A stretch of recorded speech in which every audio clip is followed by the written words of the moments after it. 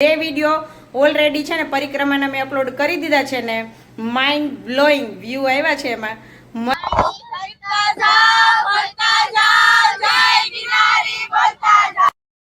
મેથીના ગોટા બનાવી રહ્યા છીએ અમે. હા, મેથીના ગોટા લાઈવ બનાવી છીએ, ગરમા ગરમ બધાને ખવડાવી છીએ. ગાઈસ જોઈ શકો છો કેટલા ભક્તો છે.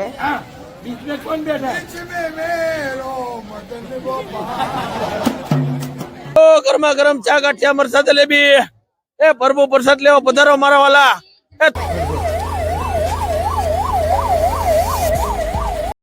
હેલો ગાઈસ, કેમ છો બધા? આઈ હોપ કે બધા મજામાં હશો. જય શ્રી કૃષ્ણ, રાધે રાધે, જય સ્વામિનારાયણ. બધાને તમારે બધાનું સ્વાગત છે આજના એક નવા વિડીયોમાં. અને જય ગિરનારી, હર હર મહાદેવ. તો આજે પણ આપણો વિડીયો રહેવાનો છે પરિક્રમાનો. તો ચાલો જોઈએ કે સ્વર્ગ ઉપર શું ચાલી રહ્યું છે. તો ગિરનાર છે ને એ બીજું સ્વર્ગ કહેવાય છે ને, તમને બધાને ખબર જ હશે કે ગિરનાર છે એ બીજું સ્વર્ગના નામથી ને ઓળખાય. તો ત્યાં કેમ કે એ ભૂમિ ઉપર બહુ પહેલાંના ઋષિમુનિઓએ જપ તપ કર્યું છે અને ત્યાં જાઓ ને એટલે ત્યાંનો માહોલ અને ત્યાંનો વાઇબ્રેશન કંઈક અલગ જ હોય. તો ત્યાં શું ચાલી રહ્યું છે ને ચાલો આપણે પણ જોઈએ કે માણસો કેવી રીતે ગીત ગાતા ગાતા જાય છે, કેવી રીતે રસ્તામાં જંગલમાં રોકાય છે અને અન્નક્ષેત્ર કેવા કેવા ખોલે છે, માણસો કેવી કેવી રીતે સેવા કરે છે, એ બધું આપણે જોઈએ વિડીયોના માધ્યમથી. તો ખૂબ મજા આવશે તમને પણ. અને કાલ ને પરમ દિવસે બે વિડીયો ઓલરેડી છે ને પરિક્રમાના મેં અપલોડ કરી દીધા છે ને માઇન્ડ બ્લોઈંગ વ્યૂ આવ્યા છે એમાં મસ્ત એવા વ્યૂ આવી ગયા છે. તો એક વિડીયોમાં છે ને અત્યારે જ્યારે હું આ વોઇસ ઓવર મતલબ વિડીયો ચાલુ કર્યો ને ત્યારે એક વિડીયોમાં 1000 વ્યૂ છે અને બીજો વિડીયો છે ને એમાં 1900 ક્રોસ કરી ગયું છે. પણ હજી એમાં છે ને બ્રાઉઝરમાં અંદર 5000 વ્યૂ બતાવે છે, એટલે હજી પણ એ વાયરલ થશે આપણો વિડીયો. તો વાયરલ થઈ ગયો છે અને તમે બધાએ ન જોયો હોય તો જોઈ આવજો. કાલ ને પરમ દિવસે બે વિડીયો ઓલરેડી પરિક્રમાના મૂકી દીધા છે, આજે છે ત્રીજો વિડીયો. અને ચેનલ ઉપર નવા હોય તો લાઈક શેર સબસ્ક્રાઈબ કરવાનું ભૂલતા નહીં. ચાલો કન્ટિન્યુ કરી વિડીયોને. અને હા ગાઈઝ, એ કહેવાનું ભૂલી ગઈ હું કે આપણે 600 સબસ્ક્રાઈબર પૂરા થઈ ગયા છે ને એની ઉપર પણ 15 સબસ્ક્રાઈબર થઈ ગયા છે. તો એના માટે તમને બધાને થેન્ક યુ સો મચ. અને જે લોકો આપણા વિડીયોને વોચ કરે છે, જે લોકો શેર કરે છે, સબસ્ક્રાઈબ કર્યું છે, કોમેન્ટ કરે છે, બધાને thank you so much. Bye, share, subscribe.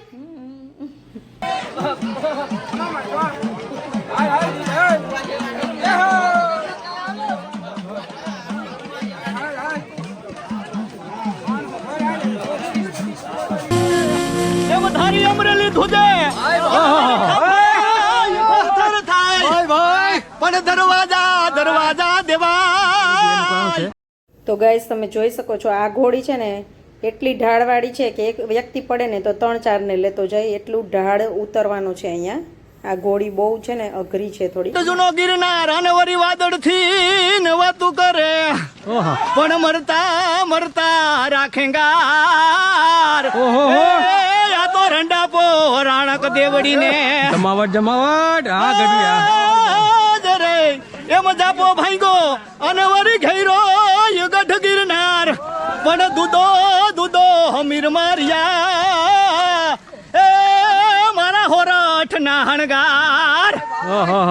જમાવા ઢુવાડા ઉભા થઈ ગયા પણ વાહ ભાઈ વાહ, જો શું જંગલની મજા છે. તો આવી રીતે ક્યાંક જગ્યા ગોતી અને લાકડા તો હોય જ તે, અને ચૂલો બનાવીને ચા બનાવી અને પીવાનો જો મજા જ આવે છે. અને અહીંયા આ લેડીઝ બધા છે ચોખા અને દીવા કરીને પૂજા કરે છે રસ્તામાં બધે. તો અહીંયા જો રાત્રે અંધારું થઈ જાય તો ટોર્ચની ને જરૂર પડે તો એ બધું પણ મળી રહે. અને ગાંઠિયા, જલેબી, મરચાં બધું જ લાઈવ બની રહ્યું છે. અને લાઈવ માણસો લાખોની સંખ્યામાં ભક્તો જમી રહ્યા છે, અહીંયા નાસ્તો કરી રહ્યા છે. તો અત્યારે છે ને બધી સુવિધા મળી જાય અહીંયા પણ. પહેલાં જેટલું કઠિન નથી. તો આવતા વર્ષે તો છે ને થેલા ભરીને બધા પરિક્રમામાં જતા જ રહેજો. ચાલવા માટેનો સહારો પણ અહીંયા જો મળે તમને. તો એ પૈસા દેતા બધું તમાકુ, પાન, માવા, ગુટખા નો ખવાય, પ્રસાદી 2 વારની 4 વાર ખવાય. હો મારા વાલા, એ પ્રસાદી લેવા પધારો. એ પાન, માવા, ગુટખા, તમાકુ નો ખવાય, પ્રસાદી 2 વારની 4 વાર ખવાય. હો મારા વાલા, એ પ્રસાદી લેવા પધારો મારા વાલા. એ પધારો, પ્રસાદી લેવા પધારો. જો ગાઈસ તમે જોઈ શકો છો કે કેટલી સેવા થઈ રહી છે. એ ભાઈનું ગળું બેસી ગયું છે તો એ બધાને બોલાવે છે. તો આવા અન્નક્ષેત્ર ખુલ્લા છે ઠેક ઠેકાણે ને તમે જોઈ શકો છો મસ્ત ચોખ્ખું બધું અને સરસ રીતે જલેબી ગાંઠિયા અને મરચાં બધું બનાવી રહ્યા છે. સવારનો નાસ્તો છે. તો આવી રીતે અન્નક્ષેત્ર ખુલ્લા છે, ચા પણ મળે છે અને લાખોની સંખ્યામાં ભક્તો પ્રસાદી લે છે અને આ બધા જો સેવા કરવાવાળા પણ હોય છે. જય ગિરનારી.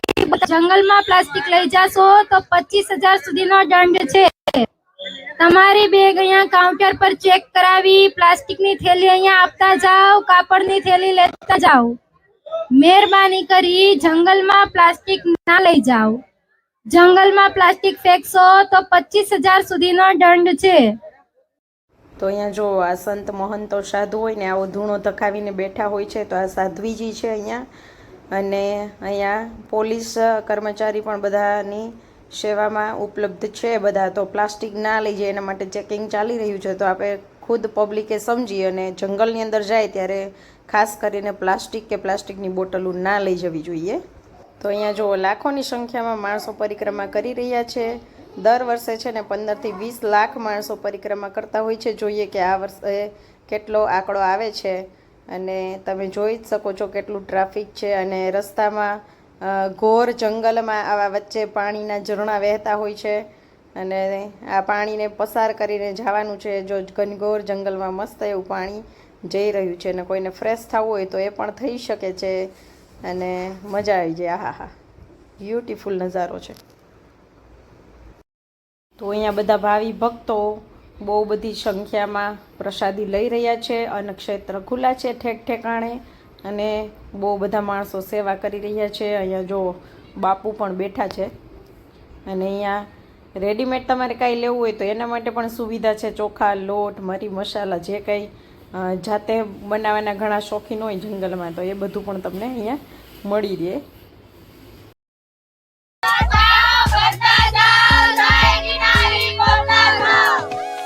તો પરિક્રમાની અંદર આ ખૂબ જ મસ્ત સેવાનું કાર્ય થઈ રહ્યું છે.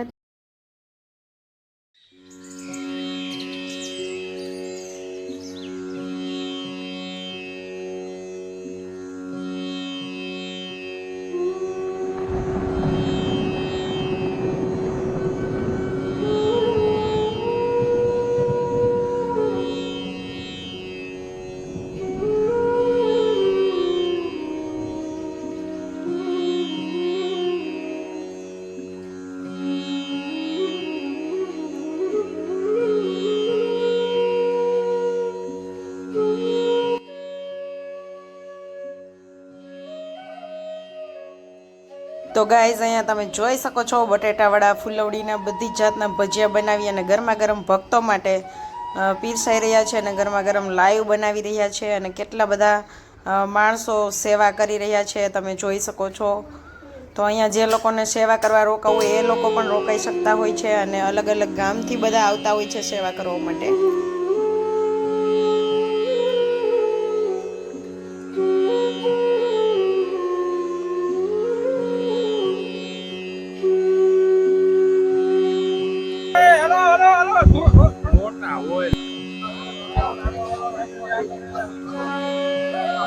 મેથીના ગોટા બનાવી રહ્યા છીએ અમે. હા, મેથીના ગોટા લાઈવ બનાવી છે, ગરમા ગરમ બધાને ખવડાવી છીએ. રોકડિયા હનુમાન મોરબીથી આવી છે.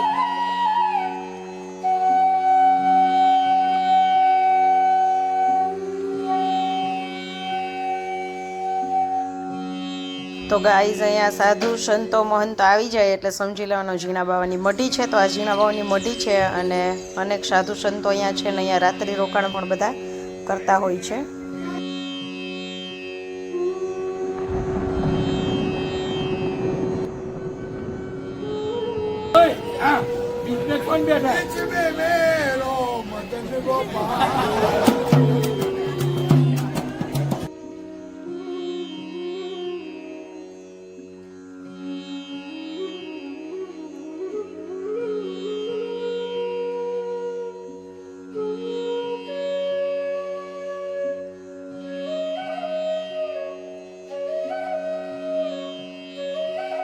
તો ગાઈઝ અહીંયા રાત્રિનો સમય થઈ ગયો છે છતાંય માણસો જો રાત્રે પણ ચાલતા હોય છે અને પાણીમાં થઈને પણ જવું પડતું હોય છે પણ ઠેક ઠેકાણે બધી સુવિધાઓ પણ મળી જતી હોય છે અને જ્યાં થાકે ત્યાં આરામ પણ કરી શકતા હોય છે. અને અહીંયા જો લાઈવ ચા પણ બની રહ્યો છે ગરમા ગરમ ભાવિ ભક્તો માટે. અને હા, રાત્રિ રોકાણ કરવા માટે જે સ્થળો નક્કી કર્યા હોય એ જ સ્થળે રોકાવું, જેથી કરીને કાંઈ પણ અણબનાવ તમારી સાથે ઘટના ઘટિત ના થાય. એટલે જ્યાં રાત્રિ રોકાણ એલાવ કર્યું હોય ને એ જગ્યાએ રોકાવ તો તમારી સેફટી રહે. અને અહીંયા જો રાત્રે આટલું બધું પબ્લિક જઈ રહ્યું છે ને રાત્રિના છે ને થોડી એવી ઠંડી પણ લાગે જંગલની અંદર. ને રાત્રે મોડા સુધી જમવાનું પણ મળી રહેતું હોય છે.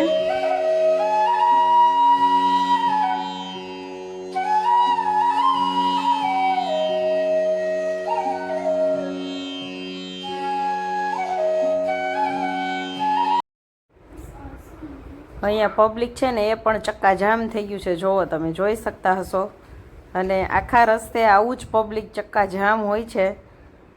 રાત્રિનો સમય છે છતાંય માણસો ચાલી રહ્યા છે અને ભગવાનની કૃપા કહેવાય કે આટલું બધું પબ્લિક છે તોય સંભાળાઈ જાય છે અને પોતપોતાની રીતે આગળ વધતા જાય છે. જુઓ તમે જોઈ શકો છો કે આગળ છે ને સીડી આવી ગઈ છે, એટલા માટે અહીંયા થોડોક ટ્રાફિક જામ થઈ ગયો છે.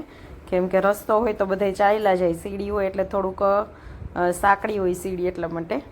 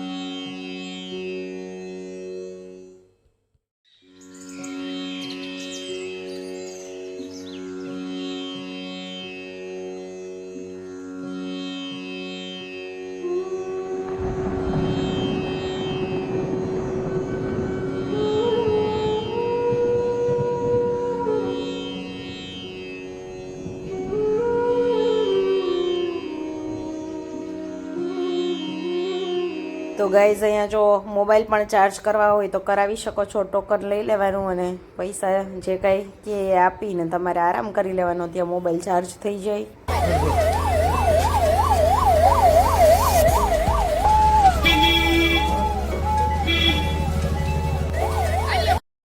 તો અહીંયા ઇમરજન્સીમાં ગાડીઓ આવી ગઈ છે, એમ્બ્યુલન્સ અને 108 ને બધા જ આવી ગયા હોય. કેમ કે ઘણા માણસોને કાંઈ બીમારી હોય ને આવી ગયા હોય, આટલી ભીડભાડમાં પડી ગયા હોય, લાગ્યું હોય, કંઈ થયું હોય, હાર્ટની બીમારીવાળા હોય એ લોકોને કંઈ થયું હોય, તો જે બીમારીવાળા લોકો હોય ને એ લોકોને તો જવાનું ટાળવું જ જોઈએ.